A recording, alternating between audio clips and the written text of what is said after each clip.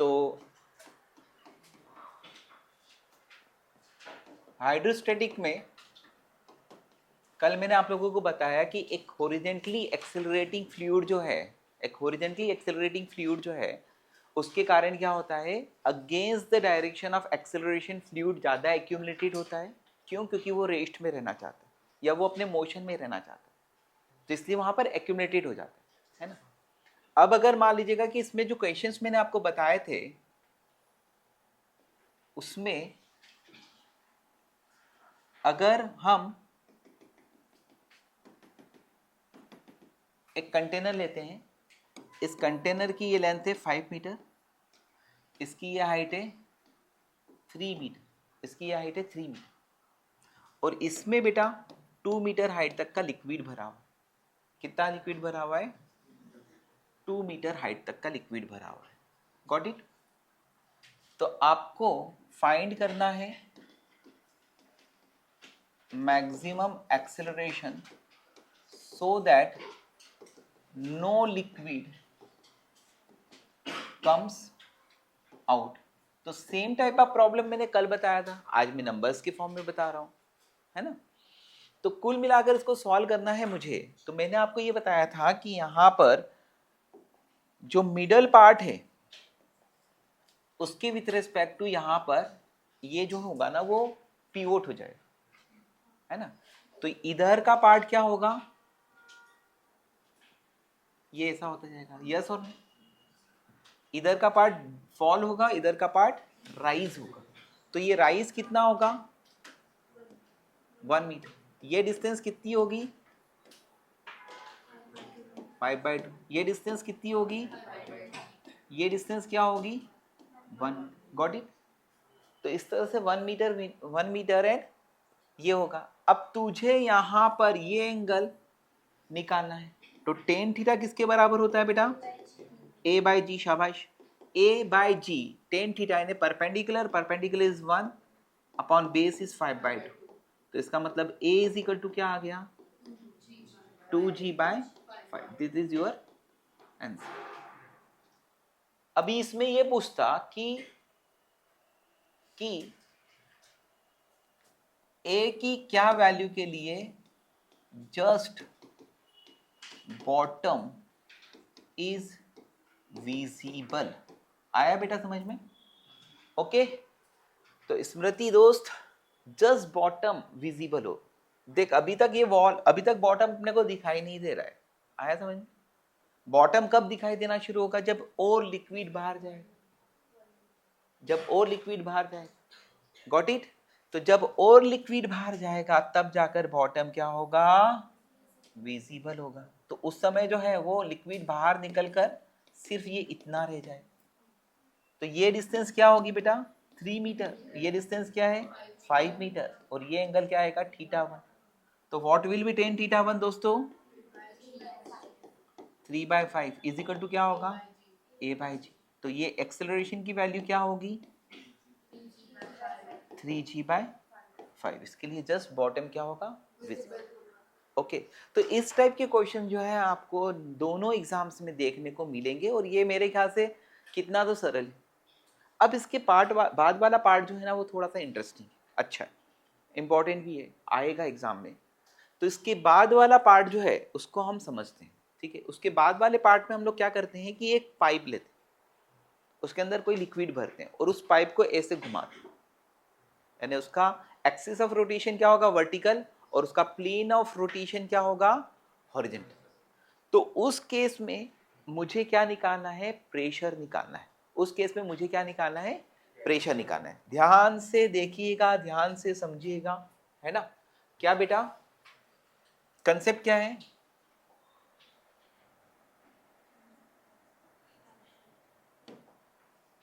Concept क्या है?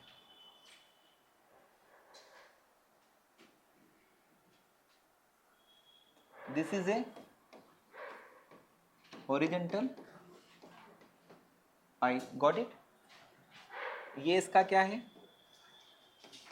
Axis of rotation. इसके अंदर क्या है? लिक्विड है, and the liquid has density what? Rho. इसको मैं इधर ओमेगा एंगुलर वेलोसिटी से घुमा रहा हूं, समझ गए? इसको मैं इधर ओमेगा एंगुलर वेलोसिटी से घुमा रहा हूं, गॉट इट? तो जब मैं इसको ओमेगा एंगुलर वेलोसिटी से घुमा रहा हूं तो यहां पर जो इसकी टेंडेंसी अवे जाने की होगी, फ्लूइड की टेंडेंसी अवे जाने की होगी, तो यहां पर प्रेशर मैक्सिमम रहेगा और यहाँ पे प्रेशर क्या मिनिमम है, एटमॉस्फेरिक प्रेशर है।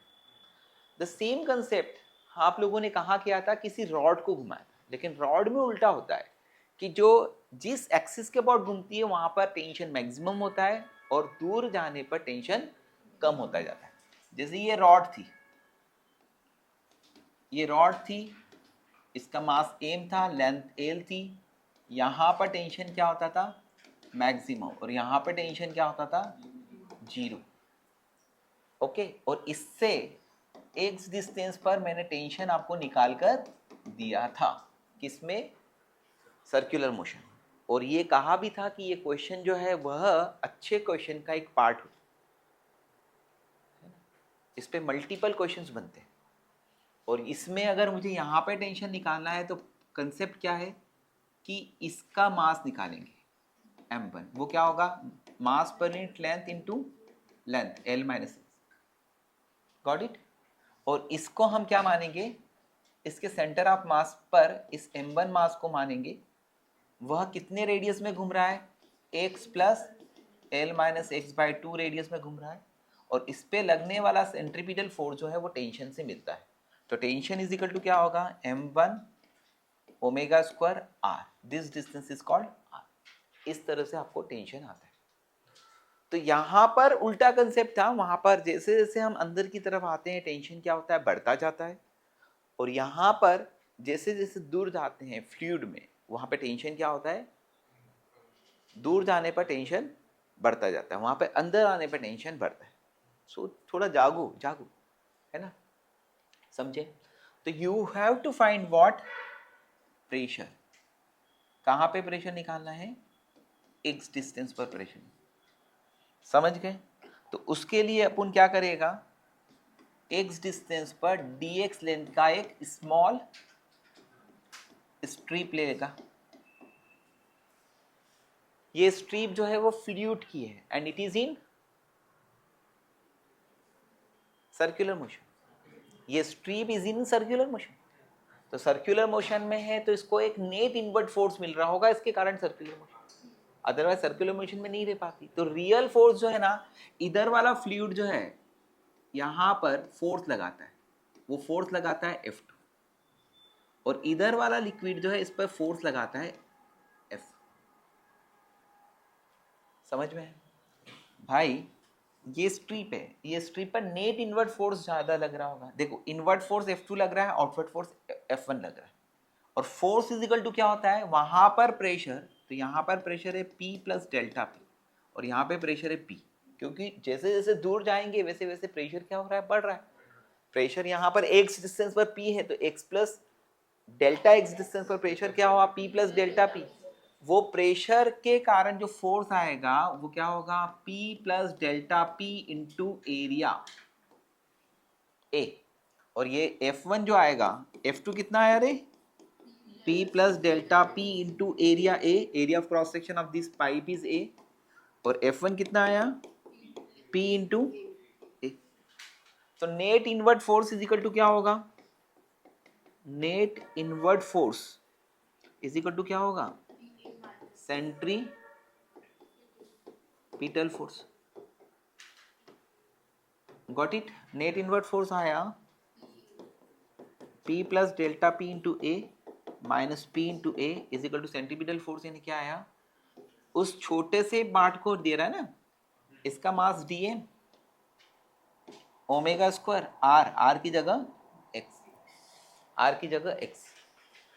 ओके, तो क्या मिलेगा यहाँ से, dp into a is equal to dm यानी क्या, a dx rho omega square x, got it? Mass बराबर volume into density, this is the volume, a से a गया है ना। तो एक तरह से तुझे एक dp by dx is equal to क्या आ रहा है, ओमेगा स्क्वायर x। है ना। ये भी कभी कभी काम में आ जाता है, हो सकता है कि कुछ क्वेश्चन ये पूछा जाए कि यहाँ पर प्रेशर ग्रेडियंट कितना होगा, तो वो ओमेगा स्क्वायर एक्स है। समझा बेटा।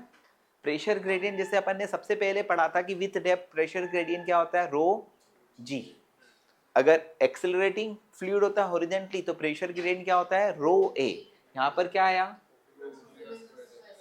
रो क्यों भूल गए, रो ओमेगा स्क्वायर एक्स। ठीक है, समझी बेटा। तो क्या आया, dp is equal to rho omega square constant है एक्स डी एक्स। यहाँ पर इंटीग्रेशन करना पड़ेगा, इंटीग्रेशन की लिमिट लेना अच्छी बात है। जैसे जैसे x बढ़ रहा है वैसे वैसे प्रेशर बढ़ रहा है। x जीरो है तो प्रेशर क्या है, जीरो, पी नॉट है। x है तो प्रेशर क्या हो गया, p। dp का इंटीग्रेशन p होगा, लिमिट क्या होगी, p minus P naught is equal to rho omega square. X का integration x square by two होगा, लिमिट क्या रखेंगे, x square by two minus zero का स्क्वायर बाई टू। यानी क्या आया, pressure is equal to P not plus half rho omega square x square. कर रहा हूँ कर रहा हूँ, आया समझ। सब्र रखो, फल मीठा होगा, है ना। पढ़ाई करो तो जीवन मीठा होगा। ठीक है, तो कुल मिलाकर P इज इक्वल टू क्या होगा, पी नॉट प्लस हाफ, सीधे बेट, half rho omega square x square. समझा, आया क्या समझ में।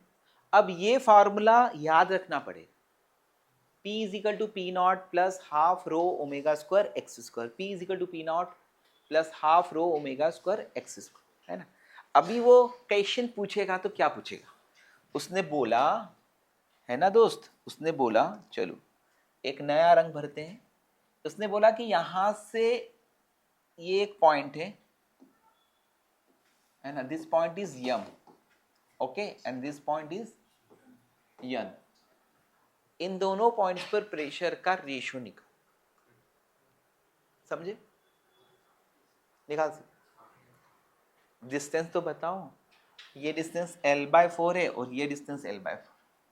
ओके, इधर ज्यादा होगा किधर ज्यादा होगा, उधर ज्यादा होगा, शाबाश। और उधर के लिए x की वैल्यू क्या रखेंगे, 3L/4। इधर के लिए x की वैल्यू क्या रखेंगे, L/4। तो इस तरह से हम क्वेश्चन को सॉल्व करेंगे। This is the important concept. ये कंसेप्ट को अगर ध्यान रखा तो इसमें इससे बेस्ड क्वेश्चन जो है आपके लिए बनाए जाएंगे।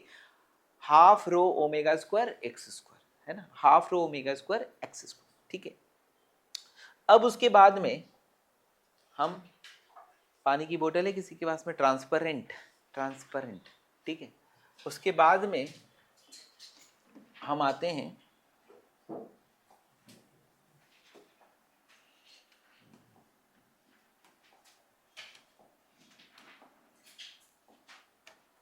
यस,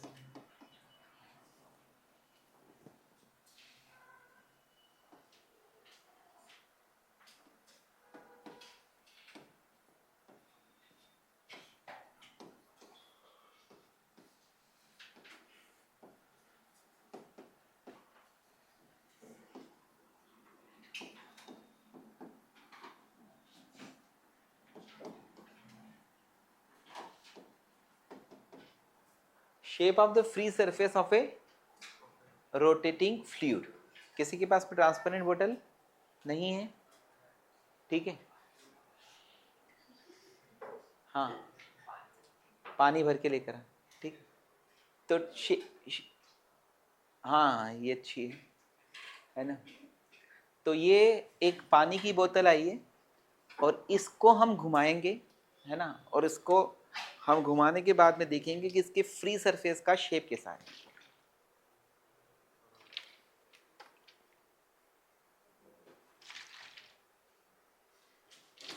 वो बहुत सारे लड़के जो हैं वो बहुत हैबिचुअल होते हैं, ये ऐसा करते हैं कुछ।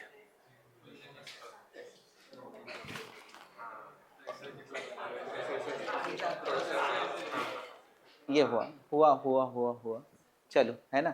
इससे तो अच्छा मेरा बोर्ड ही अच्छा है ना, जिसमें सब चीज़ें बहुत अच्छे से विजुलाइज हो जाती है, ठीक है। तो कुल मिलाकर ये सालों से मैं प्रैक्टिस कर रहा हूँ, है ना, लगभग 27-28 साल हो गए कि ये अच्छा सा घूमेगा, है ना। आया समझ में। अब सुनिए,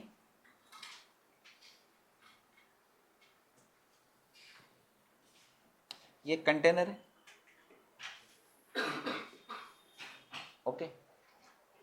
और इस कंटेनर में एक लिक्विड भरा हुआ है, सपोज लिक्विड यहाँ तक का भरा हुआ, ध्यान से समझना, ये एच हाइट ऑफ लिक्विड, ये H of the height of the liquid.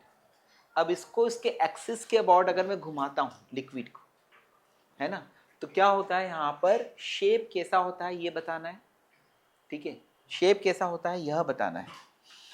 तो उसके लिए अपन ने क्या करा, इसको घुमाया इस एक्सिस के अबाउट।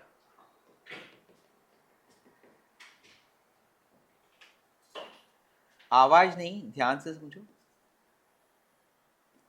तो ये फ्री सरफेस जो है वो एसी हो जाए, समझ में है, ये फ्री सरफेस एसी हो जाएगी, यानी कि ये जो लिक्विड है ये उठकर, इधर वाला जो लिक्विड है ना, ये उठकर इधर पहुंच जाएगा, और लिक्विड कैसा हो जाएगा, इस, समझ गए,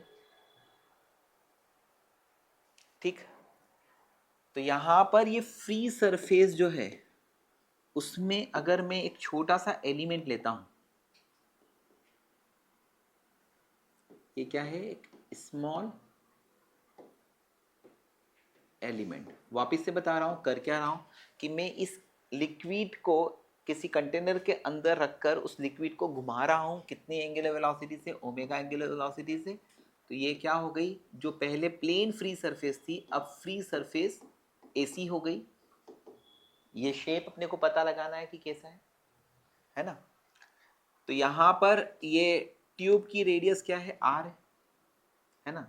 यहां पर अगर मैं ये जो लोएस्ट पॉइंट है इसको एक्स एक्सिस और इसको वाई एक्सिस पकड़ता हूं, ठीक है। तो यहां पर इस पॉइंट पर जो छोटा सा एलिमेंट है वह काय में होगा, इस small element is in equilibrium दूसरों के विथ रेस्पेक्ट टू। तो इस पे लगने वाला फोर्स क्या होगा, ये यहां से यहां तक की डिस्टेंस है x, यानी कि this is revolving in a circle of radius r। तो इस पे लगने वाला फोर्स क्या होगा, dmg डाउनवर्ड। दूसरा फोर्स क्या होगा, dm ओमेगा स्क्वायर x। और तीसरा फोर्स क्या होगा, नॉर्मल, है ना। ये तीसरा फोर्स क्या होगा, नॉर्मल। तो यहां पर forces acting on small element, पहला फोर्स क्या हो गया, dmg हो गया, वेट वर्टिकली डाउनवर्ड। दूसरा फोर्स क्या हो गया, dm ओमेगा स्क्वायर x हो गया, सेंट्रीफ्यूगल फोर्स हो गया, है ना, रेडियली आउटवर्ड, ठीक है, रेडियली आउटवर्ड। तीसरा फोर्स क्या आ गया, एन आ गया, नॉर्मल रेशियो, ठीक है, नॉर्मल रेशियो, समझ में आया। अब इस पॉइंट पर अगर मैं टेंजेंट प्लॉट करता हूं, ये टेंजेंट का एंगल है थीटा, ये एंगल होगा थीटा। यहाँ पे कंपोनेंट्स लेना पड़ेंगे बेटा। तो डीएम जी का डीएम ओमेगा स्क्वायर का ये कंपोनेंट आएगा dm omega square x cos theta, ये कंपोनेंट आएगा dm omega square x sine theta. Dm g का ये component dm g cos theta, ये component dm g sine theta. तो कुल मिलाकर ये दोनों का सम किससे बैलेंस होगा, नॉर्मल रेशियो। और यहां पर ये इक्विलिब्रियम में इस डायरेक्शन में, तो ये दोनों इक्वेट होंगे। तो यहां पर क्या होगा, dm g sine theta equal to dm omega square x cos theta. Dm से डीएम गया, sine theta upon cos theta tan theta is equal to क्या आ गया, ठीक। टेन थीटा का मतलब क्या होगा? Slope of tangent to the curve.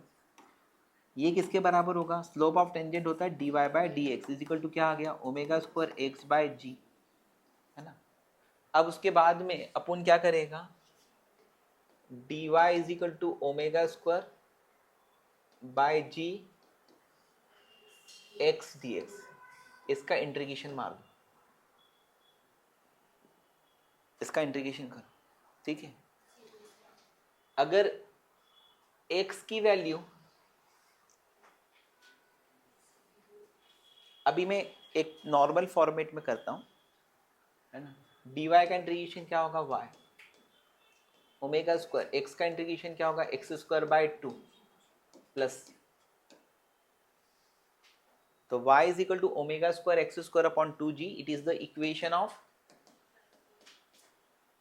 Parabola. तो यहां पे shape of the free surface क्या होगा? Shape of free surface, shape of free surface is paraboloid. 3D है ना, तो इसको shape of the free surface क्या कहलाएगा? पैराबोलाइड कहलाएगा, ठीक। अब shape of the free surface हो गया पैराबोलाइड, ठीक है। और यहां पर एक चीजें और आती हैं, वो आती है सी की वैल्यू, है ना, सी की वैल्यू। तो इतना अगर आपने समझ लिया तो ये फर्स्ट पार्ट है जो मैंने हेडिंग डाली थी, shape of the free surface, है ना। अब इसका मैथमेटिकल पार्ट जो है वो मैं समझाता हूँ, ठीक है। इतना आपको समझ में आ गया, अब मैं इसका मैथमेटिकल पार्ट समझाता हूँ बेटा, ठीक है। सुनिए, ये कोई कंटेनर था, इसमें अगर हम किसी लिक्विड को रखकर उसको घुमाते हैं ओमेगा एंगुलर वेलोसिटी, तो फ्री सरफेस का शेप कैसा बनता है? पैराबोला बनता है, क्रॉस सेक्शन, और टोटल पैराबोलाइड बनता है। समझ में आ रहा है? अब यहां पर कंसेप्ट ध्यान से समझना, क्योंकि मैथमेटिकल पार्ट पे जा रहा हूं मैं। अगर मैं इसको एक्स एक्सिस और इसको वाई एक्सिस एज्यूम करता हूं, ठीक, इसको एक्स एक्सिस और इसको वाई एक्सिस सपोज करता हूं। लिक्विड पहले यहां पर था, ये एच है, यानी क्या? Initial height of liquid, got it. घुमाया तो ये लेवल आया, ये लेवल से जितना नीचे जाता है उतना ऊपर पहुंचता है, समझिए ध्यान से, ठीक है। यहां पर इसकी इक्वेशन क्या आ गई है? y is equal to omega square x square upon 2g plus, got it, got it. यहां पर सुनिए, x अगर 0 है, ये कोऑर्डिनेट 0 0, ये क्या कहलाएगा? 0 का मा y मिनिमम। ये जो चीज है ना, ये y मिनिमम, और ये कोऑर्डिनेट क्या कहेगा? r का मा y मैक्स। समझ में आ रहा है? ओए, ये इससे नीचे y नहीं है, तो ये क्या कहलाएगा? 0 का मा y मिनिमम। तो x इज इक्वल टू, मैंने अगर क्या रखा? 0, तो y क्या आएगा? y मिनिमम आएगा। तो y minimum is equal to क्या हो गया? 0 प्लस सी, यानी सी की वैल्यू क्या आ जाएगी? y। समझ गए? तो इससे एक और चीज समझ में आती है कि equation y is equal to क्या हो गई? Omega square x square upon 2g plus C की जगह क्या लिख दिया? y मिनिमम रख दिया, ठीक है। फिर उसके बाद में अगर मैं x is equal to r रखता हूं, तो y क्या होता है? y maximum. तो y maximum is equal to क्या होगा? Omega square r square by 2g plus y minimum. तो इससे कौन मिलेगा? y maximum minus y minimum is equal to क्या मिलेगा, omega square r square upon 2g। ये क्या लिखा, याद रखना, भूल मत जाना, समझी। अब सुनो, एक और चीज होती है कि y maximum plus y minimum is equal to क्या होता है, h। ये y मिनिमम है और ये y मैक्सिमम, वो किसके बराबर होता है, जब लिक्विड अनडिस्टर्ब होता है, अनरोटेट होता है तो होता है। बेटा यहाँ पर एक मैथमेटिकली मैंने बहुत साल पहले जो है इसको प्रूव करके दिया था कि जब हम इसको घुमाते हैं तो ये वाला भाग नीचे की तरफ जाता है और ये वाला भाग ऊपर की तरफ जाता है, यानी कि यहाँ का जो लिक्विड निकला है वो ऊपर जाता है। तो बेटा इस अनडिस्टर्ब हाइट से जितना डिप्रेस होता है ना उतना ही हाइट रेज्ड होता है। तो इससे क्या कंसेप्ट समझ में आता है, y minimum plus y maximum is equal to h। Okay, this two are the waiting. जैसे तुम किसका वेट करते हो, लेक्चर खत्म होने का, तो ये वेट कर रहे हैं किसका, क्वेश्चंस का। ये दोनों इक्वेशंस किसका वेट कर रहे हैं, क्वेश्चंस का। अगर आपने ये चीजें कंसेप्ट समझ में आ गया तो आपको क्वेश्चन सॉल्व हो जाए। समझ में आया, ठीक है। देखो इन दोनों का सम करेंगे तो तुझे क्या मिलेगा, ट्वाइस ऑफ y मैक्सिमम मिलेगा। इन दोनों का डिफरेंस करेंगे तो हमें क्या मिलेगा, ट्वाइस ऑफ y मिनिमम मिलेगा। उससे कुछ क्वेश्चन सॉल्व हो सकते, करेक्ट। तो this two are waiting for problem. अब उसके बाद में अगर मैं यहाँ पर कोई क्वेश्चन लेकर आता हूँ, ठीक है, आया समझ में। तो अगर हम एक क्वेश्चन बना ही लेते हैं, चलिए आज, कि ये एक पाइप है, एक सिलेंड्रिकल पाइप,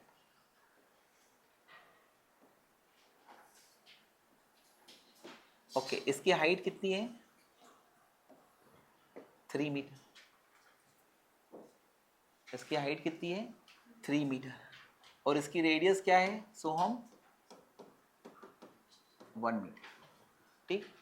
इसमें दोस्त मैंने लिक्विड भरा हुआ है ना, ये लिक्विड भरा हुआ है और इसकी हाइट है 2 metre. Height of the liquid है 2 मीटर। मैं तेरे से ये पूछ रहा हूं कि हम इसको कितनी एंगुलर वेलोसिटी से घुमाएं। फर्स्ट क्वेश्चन है फाइंड।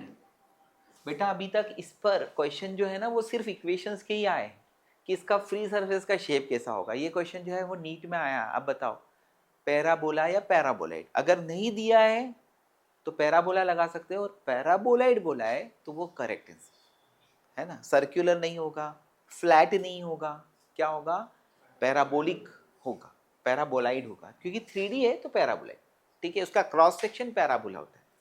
तो ये क्वेश्चन जो है वो तो क्या है, अभी यानी कोई अगर यहाँ पे नींद में भी है हमारा बच्चा तो क्या है, उसको शायद इतना तो पता होगा कि जब ऐसे घुमाते हैं, अभी सर ने कोशिश करी थी, असफल कोशिश कि है ना, अगर ये ऐसे ऐसे घुमाते हैं तो ये साला शेप जो है वो कैसा होता है, पैराबोलिक। पानी ज़्यादा है, नाचने जाने आंगन टेढ़ा, है ना, कम भी कर दूंगा तो क्या होगा, ठीक है, ऐसे ही रहेगा। समझ लिया, समझ लिया। तो कुल मिलाकर हमें यहाँ पर क्या करना है, फाइंड करना है ओमेगा की value for which liquid just start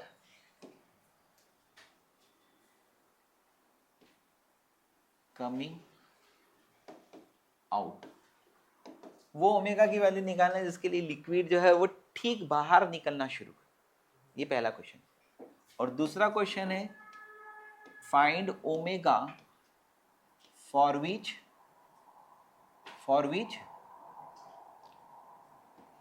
just bottom is visible. वो ओमेगा निकालना है जिसके लिए इसका सिर्फ बॉटम वाला पार्ट जो है वो जस्ट दिखाई दे, जस्ट बॉटम सबसे पहली बार दिखे। तो this two are the problems, है ना। इसको हम सॉल्व कैसे करेंगे वो हमारे पास में पिछले फॉर्मूले हैं, है ना। तो करना शुरू कर सकते हैं, ठीक है। और करना शुरू करने के लिए हमें क्या करना पड़ेगा, सोचना पड़ेगा। क्या करना पड़ेगा? सोचना पड़ेगा। और क्या सोचना पड़ेगा कि देख यहाँ पे अगर तू इसको घुमाना शुरू करेगा तो ये क्या होगा? अगर तू इसको घुमाना शुरू करता है, जैसे ये फ्री सरफेस है, तो ये क्या होगा? ये ऐसा, फिर ऐसा, फिर ऐसा। नहीं समझा? ये ऐसे शेप्स जो है ना वो आपको दिखाई देंगे, समझा? तो सबसे पहली बार लिक्विड बाहर कब आना शुरू करेगा? जब एकदम टॉप पर पहुंच जाए। टॉप पर पहुंच जाए। टॉप पर पहुंचने के लिए क्या करना पड़ेगा इसको? ओ, इट्स सो इजी। यानी कि इसको 1 मीटर उठना पड़ेगा। जितना उठता है दोस्त उतना गिरता है, याद रखना, है ना? आया समझ में? तो यहां पर इतना उठेगा और इतना गिरेगा।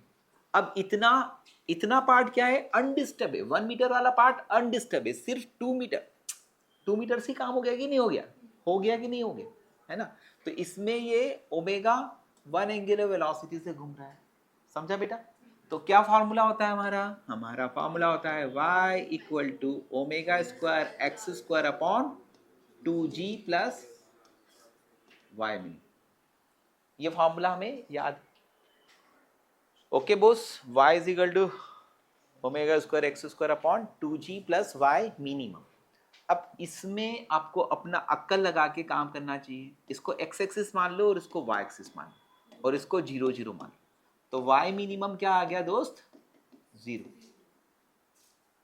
इस केस में y मिनिमम क्या आ गया? 0। तो y मैक्सिमम क्या आएगा? शाबाश, 2 मीटर। कब? जब x इज इक्वल टू क्या होगा? 1 मीटर, यानी r के बराबर। समझा? x बराबर 1 मीटर यानी r के बराबर। तो ये तो बहुत हसीन क्या हो गए हैं काम। तो इसमें पहला इसको यहाँ पे रख देंगे तो क्या होगा? y इज इक्वल टू क्या होगा? Omega square x square upon 2g। अब x इज इक्वल टू तूने r रखा तो y इज इक्वल टू क्या होगा? y मैक्सिमम आएगा। x y की जगह क्या रखेगा? 2। ओमेगा स्क्वायर तुझे चाहिए, एक्स स्क्वायर क्या है तेरा? 1 का स्क्वायर अपॉन 2g। तो सुभान अल्लाह, omega square is equal to क्या आ गया? 40, यानी ओमेगा इज इक्वल टू क्या आ गया? Root of 40 radian per second. Root of 40 radian पर। अब इसको और ज्यादा एंगुलर वेलोसिटी से घुमाओगे तो क्या होगा? लिक्विड बाहर ढुलता जाएगा, लेकिन ये और नीचे गिरता जाएगा, और नीचे गिरता जाएगा, और नीचे गिरता जाएगा। ठीक है? तो सेकंड क्वेश्चन में आपको मैं बोलता हूं कि बेटा तुम ट्राई करके देखो, है ना? फिर मैं आपको बताता हूं। करेक्ट? प्लस वाई नॉट होगा और वाई मिनिमम क्या होगा? एच माइनस वाई नॉट होगा। तो इसकी दोनों वैल्यूज का सम वाई नॉट से वाई नॉट कैंसिल होगा, ये 2h आएगा, ये ध्यान रखिएगा। ठीक है? अब उसके बाद में अगर हम ये वाला क्वेश्चन जो है वो हमारा बच गया था, और मैंने ये कहा था कि for what value of omega the bottom is just visible. तो इस क्वेश्चन को सॉल्व करने के लिए हम लोग क्या करेंगे? इस क्वेश्चन को सॉल्व करने के लिए हम लोग क्या करेंगे? देखिए,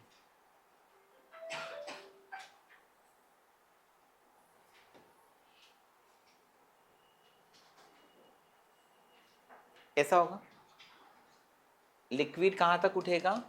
टॉप तक, और बॉटम जस्ट विजिबल होगा। समझ में आया? मेरे पास में इक्वेशन क्या है? y is equal to omega square x square upon 2g plus y mini. अब यहां पर ओमेगा की वैल्यू क्या होगी? ओमेगा डैश होगी। ये y मिनिमम क्या ले लूंगा मैं? 0 0, क्योंकि जस्ट बॉटम विजिबल होगा। इसको मैंने क्या मान लिया? x axis. इसको मैंने मान लिया y axis. y equal to क्या आएगा? 3 मीटर। जब x इज इक्वल टू क्या होगा? r इक्वल टू क्या होगा? 1। और y मिनिमम कितना आएगा? 0। तो इसमें सब्सटीट्यूट करते हैं हम लोग, क्या आएगा? 3 is equal to omega dash का स्क्वायर, समझ क्या? एक्स स्क्वायर यानी 1 का स्क्वायर अपॉन 2 जी यानी 10, तो omega dash is equal to क्या आ गया, √60 radian per second, √60 radian per second. इस टाइप ऑफ प्रॉब्लम जो है वो आपको एग्जाम्स में पूछे जा सकते हैं, समझे? इस टाइप ऑफ प्रॉब्लम आपको एग्जाम्स में पूछे जा सकते हैं। ठीक, इसमें अगर मैं 2 और इस टाइप के क्वेश्चंस को डिस्कस करूंगा तो इंटरेस्टिंग क्वेश्चन है, अच्छे क्वेश्चन है, आप लोगों को ध्यान रखना चाहिए कैसे करें। ठीक है, सपोज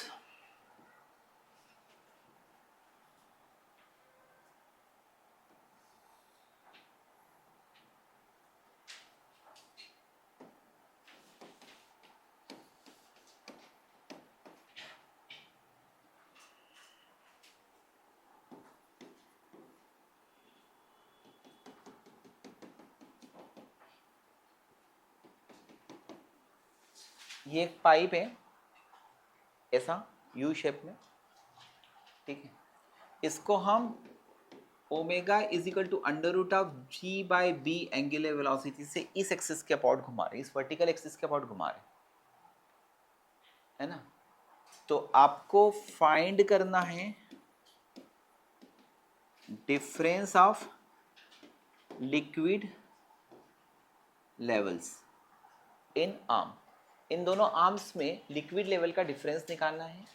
ये डिस्टेंस b दिया है, ये डिस्टेंस 3b दिया हुआ है, and you are rotating it with angular velocity omega is equal to √g/b। Okay, तो ये हाइट्स का, दोनों तरफ हाइट जो अलग अलग होंगी उनका डिफरेंस निकालना है।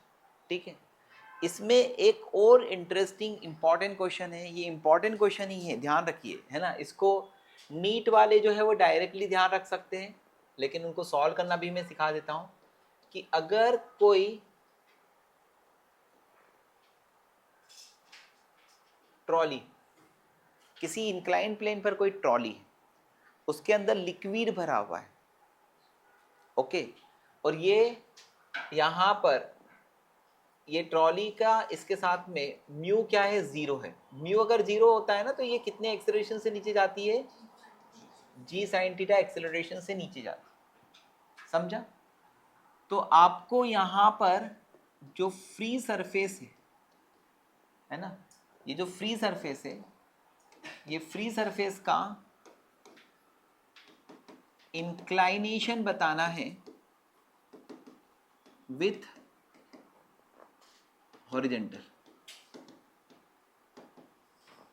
ग्राउंड के साथ में विथ हॉरिजॉन्टल, इस फ्री सरफेस का एंगल कितना होगा, है ना। ये दोनों क्वेश्चंस इंटरेस्टिंग क्वेश्चन है, इंपॉर्टेंट क्वेश्चन है, आप एक बार ट्राई करिए, नहीं तो मैं बताता हूँ। ये दोनों क्वेश्चंस को सॉल्व करें, इसका आंसर क्या आ रहा है, 4b। ओके, शाबाश। तो 4b is your answer, correct. अब सुनिए, यहाँ पर ये क्वेश्चन भी एग्जाम में आने लायक जैसा है, ठीक है। यहाँ पर हम क्या करेंगे, जब इसको घुमाएंगे तो ये कुछ इस तरह का शेप बन जाएगा, गॉट इट, है ना। ये क्या कहलाएगा, y मिनिमम, ये हाइट कहलाएगी y1 और ये हाइट कहलाएगी y2, समझ में है। इसके लिए r इज इक्वल टू क्या है, b, और इसके लिए r या x इज इक्वल टू क्या है, 3b। ध्यान से समझना, ध्यान से देखना। तो क्या हुआ आपका, y इज इक्वल टू क्या फॉर्मूला है, omega square x square upon 2g plus y minimum. Okay, समझ में आया। अब मैंने यहां पर x इज इक्वल टू क्या रखा, b, तो y इक्वल टू क्या होगा, y1, got it. x is equal to b रखने पर y क्या है, y1 है, तो y1 इक्वल टू क्या आया, omega square b square upon 2g plus y minimum. इसके लिए क्या करो, x इज इक्वल टू रखा 3b, तो y क्या आया, y2 यानी कि एक लोएस्ट पॉइंट से हाइट से y1 एंड y2, तो y2 इज इक्वल टू क्या होगा, ओमेगा स्क्वायर 3b का whole square upon 2g plus y minimum, got it.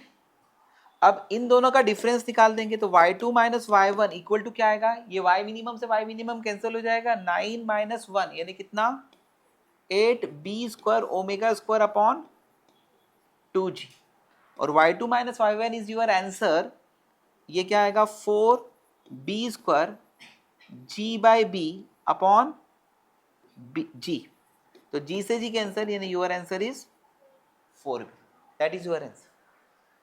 ये वाला क्वेश्चन जो है वो बहुत मस्त है कि जब एक फ्लूइड जो है वो क्या हो रहा है, उसके अंदर कोई कंटेनर है और कंटेनर में फ्लूइड रखा हुआ है, ये फ्रीली फॉलिंग हो रहा है, यानी कि यहाँ पर इसका एक्सेलरेशन अलोंग दिस क्या है, जी साइन थीटा है। तो आपको क्या निकालना है, inclination of the free surface with horizontal, inclination of the free surface with horizontal, समझ में आया। तो यहां पर सॉल्व करने के लिए हमें क्या दिमाग लगाना पड़ेगा, समझिए, यहाँ पे सॉल्व करने के लिए हमें क्या दिमाग लगाना पड़ेगा। Since the acceleration of the container is what, g sine theta, और मैं इसको कंटेनर को कहाँ से देख रहा हूँ, यहाँ से, तो यहाँ पर एक छोटे से एलिमेंट पर जो फोर्सेस लगेंगे वो कौन सा लगेगा, mg लगेगा, और दूसरा कौन सा लगेगा, स्यूडो फोर्स लगेगा m इंटू जी साइन थीटा, m इंटू जी साइन थीटा, आया समझ में। तो यहां पर एक स्मॉल एलिमेंट पर फोर्स लगा mg, दूसरा फोर्स लगा mg साइन थीटा। आपको हॉरिजॉन्टल के साथ में इंक्लाइनेशन निकालना है तो क्या करोगे, इन फोर्सेस का रिजल्टेंट निकालो, है ना, एक्स डायरेक्शन और वाई डायरेक्शन, तो डायरेक्टली हॉरिजॉन्टल के साथ में इंक्लाइनेशन आ जाएगा।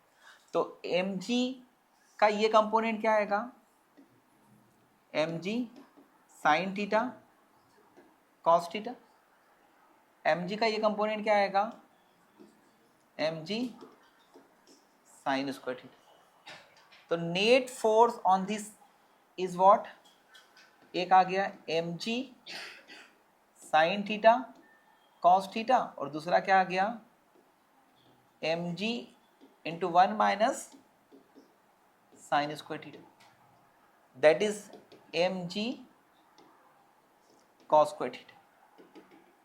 अब इसका जो रिजल्टेंट आएगा वो डायरेक्शन में क्या आ जाएगा, जी इफेक्टिव। तो इन दोनों का जो रिजल्टेंट है उसकी परपेंडिकुलर डायरेक्शन में फ्री सरफेस होगी, इसकी परपेंडिकुलर डायरेक्शन में क्या होगी, फ्री सरफेस। तो इसका ये जो एंगल है इसको मैंने मान लिया फाई। अब टेन ऑफ फाई किसके बराबर होगा, टेन ऑफ फाई होगा ये perpendicular force divided by this force, यानी कितना आ गया, mg sine theta cos theta upon mg cos square theta.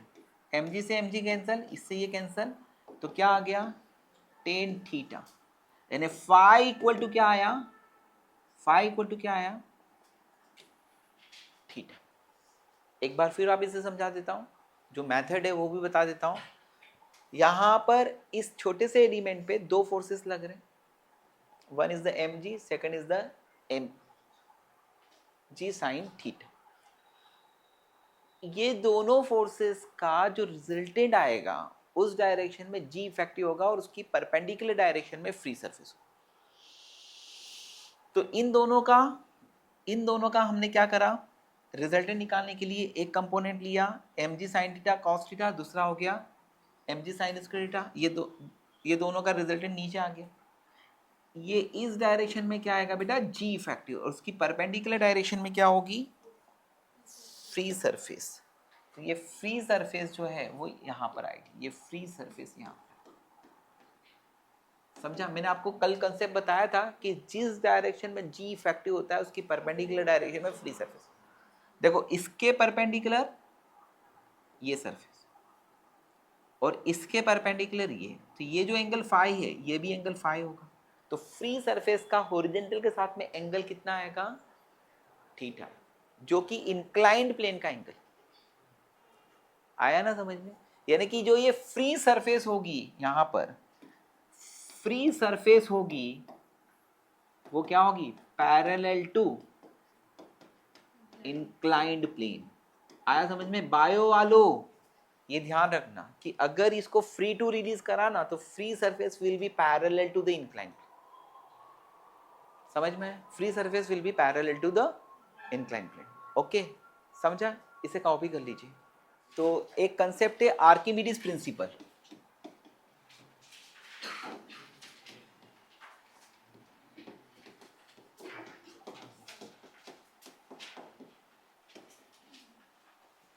Archimedes principle, Archimedes बाबा जो थे ना, उनको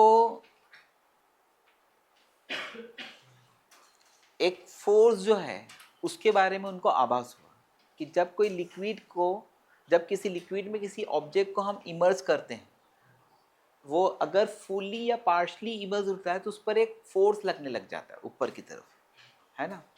तो ऐसे तो इसमें बहुत तरीके से हम समझा सकते हैं, लेकिन जो प्रैक्टिकल आप लोगों को एडवांटेज दे उसके हिसाब से मैं आपको कुछ चीज़ बता रहा हूँ। ठीक है, ध्यान से समझना, ध्यान से देखना। ठीक है, ये कोई कंटेनर हो गया, इसके अंदर लिक्विड है। ओके, अब इसके अंदर हम क्या करते हैं, कुछ बॉडी को डुबाते हैं। ठीक है, तो यहां पर अगर मैं, ये मैंने एक स्फीयर को डुबाया। ठीक है, अभी मुझे क्या करना पड़ेगा, जब मैं स्फीयर को यहां पे डुबाऊंगा तो मुझे यहाँ पे कुछ फोर्स लगाना पड़ेगा, है ना? ये एक थीन वॉल स्फीयर है ना, समझ में है? मुझे यहाँ पे कुछ फोर्स लगाना पड़ेगा यहाँ।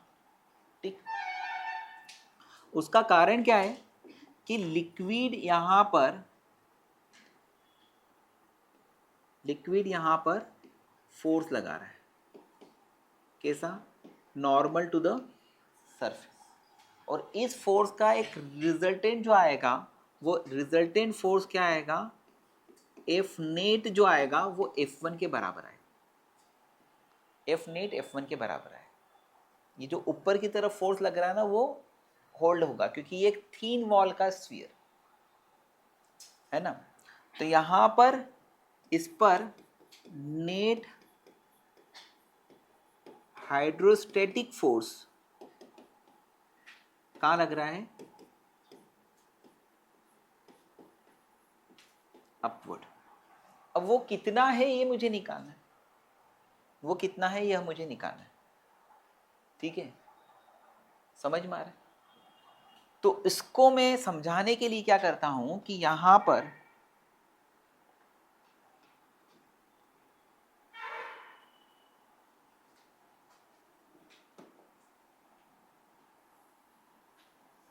ये सेम थीन वॉल का स्फीयर हो गया। Got it? यहां पर अगर मैंने एक पिन होल करा है, ये होल होने के कारण यहां पर क्या होगा? वाटर अंदर आ जाएगा। समझ में आ रहा है? यहां पर क्या आ गया? ये वाटर आ गया। अब वाटर इसके अंदर भी है और बाहर भी, अंदर भी है और बाहर भी है, तो यहां पर क्या लगेगा? अंदर का लिक्विड वॉल पर फोर्स लगाएगा, यस और नो? और सेम एज बाहर का लिक्विड यहां पे फोर्स लगाएगा।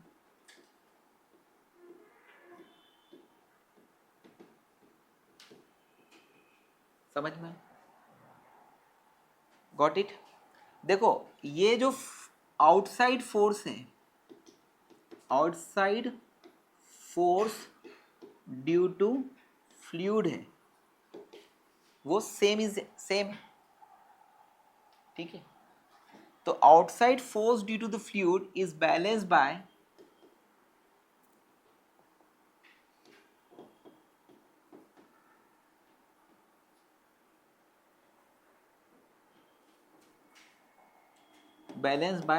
force due to liquid inside sphere. एक बार फिर वापस से मैं पूरी चीज बताता हूं. दिस इज स्फीयर, ये थिन वॉल का एक निग्लिजिबल वेट का स्फीयर है. इसको मैंने पानी के अंदर डुबाया, तो यहाँ पर फोर्सेस कहाँ पे लगेंगे? नॉर्मल टू द सरफेस लगेंगे. क्यों? क्योंकि फ्लूइड, ये जो प्रेशर है वो इस पर फोर्स लगा रहा है. Got it? ठीक है. अब मुझे ये फोर्स निकालना है, तो मैंने बोला कि ये F1 जो नेट अपवर्ड फोर्स जो लगेगा इसके कारण, वो एक एक्सटर्नल फोर्स से बैलेंस होगा, लेकिन मैं अभी इसको निकाल नहीं पा रहा हूँ. तो फिर मैंने यहाँ पर आइडिया क्या लगाया कि इसमें एक पिन होल कर दिया. वो पिन होल के कारण क्या हो गया? अंदर भी लिक्विड आ गया. क्योंकि ये थिन वॉल का है, तो ये देखो, ये फोर्सेस और ये फोर्सेस एक दूसरे को बैलेंस कर रहे हैं, क्योंकि प्रेशर में वेरिएशन नहीं आया. जितना प्रेशर यहाँ पर है उतना प्रेशर यहाँ पर है. एक जैसे मेरे हाथ पर जितना एयर के कारण फोर्स इधर की तरफ लग रहा है उतना ही नीचे की तरफ लग रहा है, इसलिए हाथ काय में इक्विलिब्रियम. आया समझ में? एक कागज का पीस भी काय में है? इक्विलिब्रियम में, क्योंकि उसके ऊपर जो फोर्स लग रहा है उतना ही नीचे की तरफ फोर्स लग रहा है. तो यहाँ पर इस थीन वॉल की स्फीयर पर फ्लूइड के कारण जो फोर्सेस है वो इक्वल एंड अपोजिट होने के कारण ये बैलेंस होगा. समझ में आया? ठीक है. तो कुल मिलाकर बात क्या समझ में आई कि ये जो आउटसाइड फोर्स है ये किसके बराबर है? इनसाइड फोर्स के बराबर है. और inside force on this surface is equal to क्या होता है? मैंने आपको बताया था, वेट ऑफ द लिक्विड, है ना. तो इसका मतलब ये है कि जो आउटसाइड फोर्स है, outside force on body is equal to क्या आया? वेट ऑफ लिक्विड इनसाइड, या it is equal to the weight, जो वेट ऑफ लिक्विड जो इसके अंदर है वो किसके बराबर है? Weight of liquid displace. ये कितना लिक्विड का वेट हटाती. अगर मैं यहां पर ये जो पार्ट है ना, ये किसके बराबर है? Weight of liquid displace. It is equal to the weight of liquid displaced.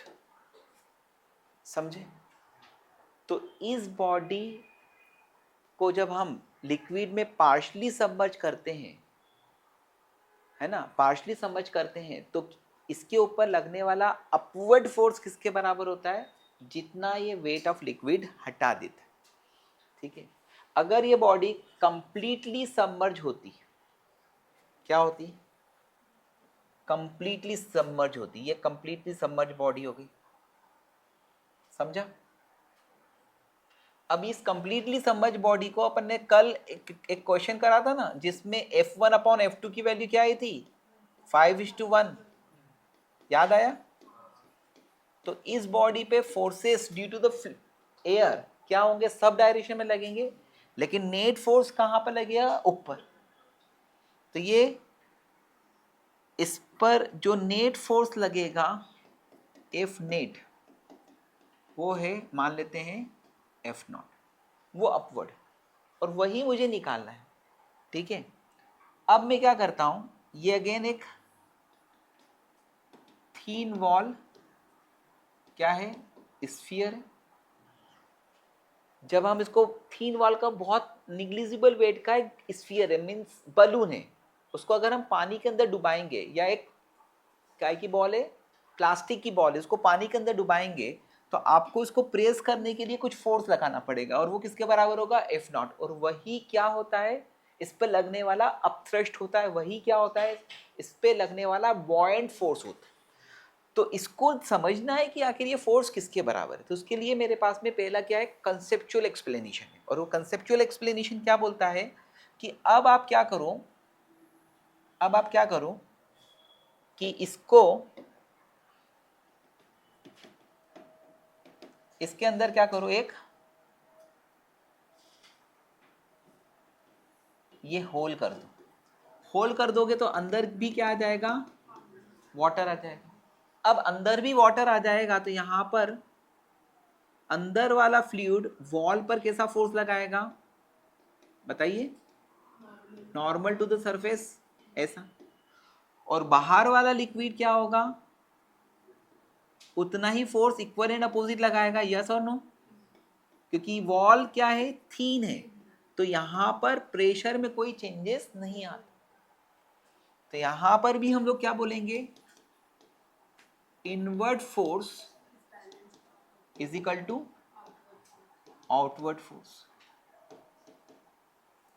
Okay, तो ये जो आउटवर्ड फोर्स है,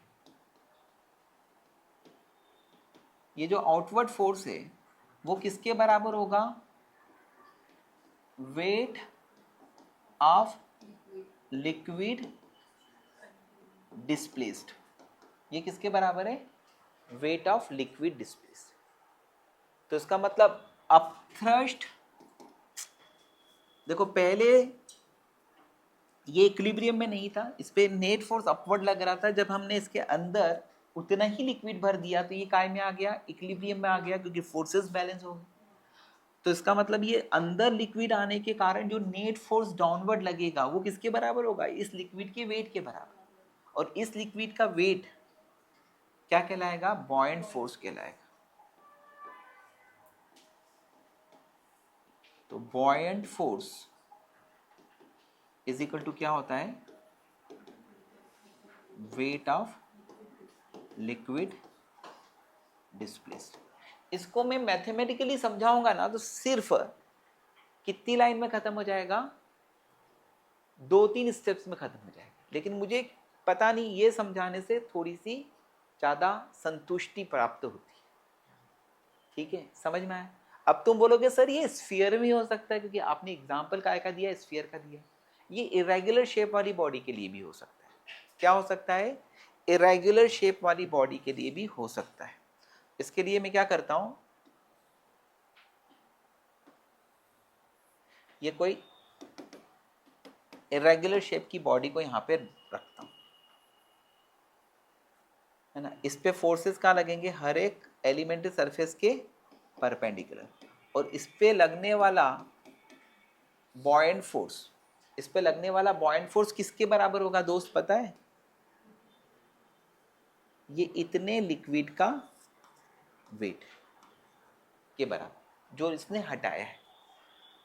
तो what is the Archimedes principal, when a body is fully or partially immersed in a liquid, then it loses its weight, that is equal to the weight of liquid displaced। यहाँ पे weight of liquid displaced इतने part का liquid का wait होगा, यहाँ पे weight of liquid displaced ये पूरे के वॉल्यूम के बराबर जो लिक्विड होगा उसके बराबर होगा। तो बॉयंट फोर्स में अगर मान लीजिएगा इतने लिक्विड का वॉल्यूम कितना है, डेल्टा वी है, तो वेट ऑफ लिक्विड डिस्प्लेस किसके बराबर होगा, delta V into density of liquid into g. This is the buoyant force. वापिस से आर्किमिडीज प्रिंसिपल बता रहा हूं, when a body is fully और partially immersed in a liquid then it loses its weight, है ना। इसका वेट डाउनवर्ड लगेगा, लेकिन एक अपथ्रस्ट लगने के कारण इसका वेट कम हो जाता है, then it loses its weight, that is equal to the weight of liquid displace. आया समझ में। तो जब कोई वस्तु किसी द्रव्य में आंशिक या पूर्णतः डूबी होती है तो उसके भार में, उसके वेट में कमी आती है। और वो किसके बराबर होती है, जितना वो लिक्विड हटाती है उसके वेट के बराबर। जब कोई वस्तु किसी द्रव्य में, लिक्विड में कंप्लीटली या पार्शली डूबी होती है तो उसके वेट में कमी आती है। और वो कमी किसके बराबर होती है? जितना भी लिक्विड वो हटाती है उसके वेट के बराबर। जब कोई लड़का किसी लड़की के प्यार में पूरा या आंशिक रूप से डूबा होता है तो उसकी पढ़ाई में आने वाली कमी लड़की को दिए समय के बराबर होती है।